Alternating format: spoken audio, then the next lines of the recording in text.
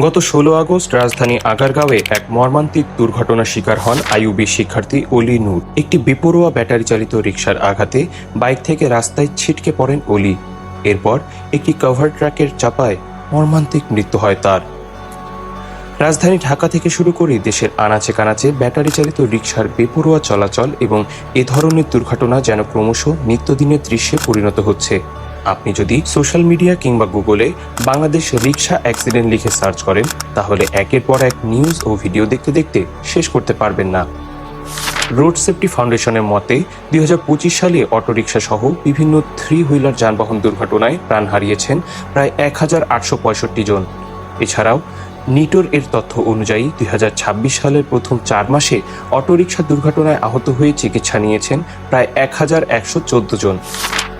শুধু দুর্ঘটনাই নয়, অতিরিক্ত ভাড়া দাবি, যাত্রীদের সঙ্গে দুর্ব্যবহার, যত্রতত্র রিকশা থামিয়ে যানজট সৃষ্টি, সিন্ডিকেটের মাধ্যমে যাত্রী হয়রানি এমন অভিযোগও প্রতিনিয়ত সামনে আসে।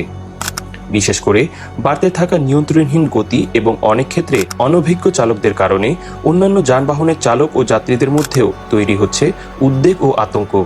দুর্ঘটনার পর অনেক ক্ষেত্রে দরিদ্র চালক পরিচয়টি সামনে এনে ক্ষতিপূরণের দায় এড়িয়ে যান বেপরোয়া রিকশা চালক।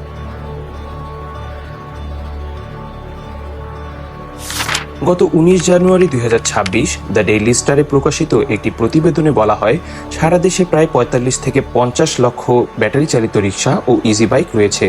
শুধুমাত্র রাজধানী ঢাকায় রিকশার পরিমাণ প্রায় ৫ লাখ।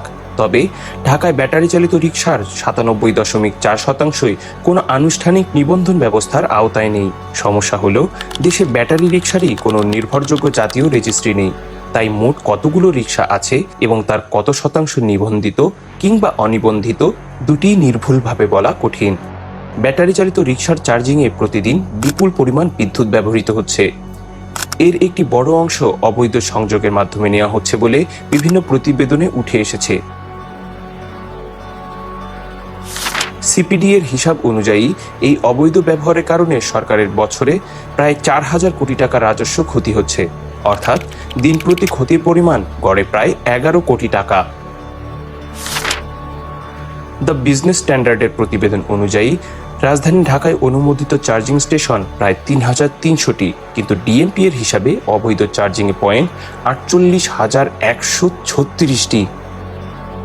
রাজধানী ঢাকায় এবং এর আশেপাশের এলাকায় প্রতিদিন গড়ে ২৫০০ থেকে ৩,০০০ নতুন রিকশা তৈরি করা হয়।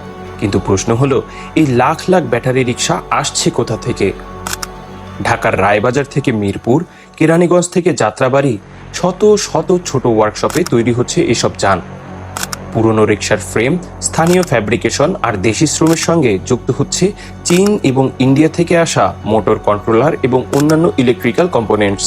অর্থাৎ রাস্তায় যে ব্যাটারি রিকশাটি আপনি দেখছেন, সেটি শুধু একটি যান নয়, এর পিছনে তৈরি হয়েছে একটি বিশাল ইনফর্মাল ম্যানুফ্যাকচারিং ইকোসিস্টেম।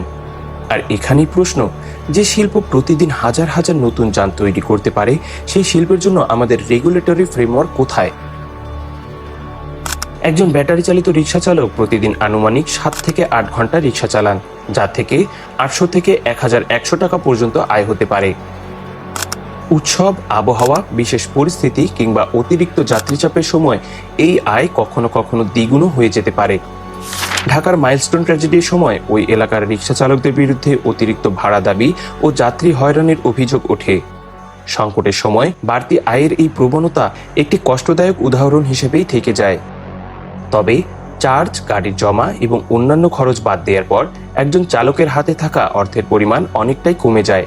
অর্থাৎ এই পেশায় যেমন হাজারো মানুষের জীবিকার পথ তৈরি হচ্ছে, তেমনি এর সঙ্গে জড়িয়ে আছে নিরাপত্তা, নিয়ন্ত্রণ, বিদ্যুৎ ব্যবহার এবং নগর ব্যবস্থাপনার মতো গুরুত্বপূর্ণ প্রশ্ন। বাংলাদেশের একটি বড় জনগোষ্ঠী এই পেশার সঙ্গে সরাসরি ও পরোক্ষভাবে জড়িত। একই সঙ্গে রিকশা দেশের মানুষের দৈনন্দিন চলাচলের একটি গুরুত্বপূর্ণ মাধ্যম। তাই রিকশা চলাচল বন্ধ করে দেওয়া কোনো সহজ সমাধান নয়।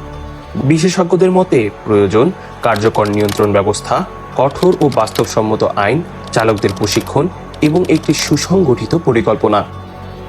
প্রশ্নটা তাই শুধু রিকশা থাকবে কি থাকবে না এটা নয়, প্রশ্ন হলো সময়, বাজার ও পরিস্থিতির সঙ্গে রিকশা ভাড়া, রিকশা থেকে হওয়া ক্ষতির পরিমাণ বাড়লেও আপনার আমার আয় সে হারে বাড়ছে কি?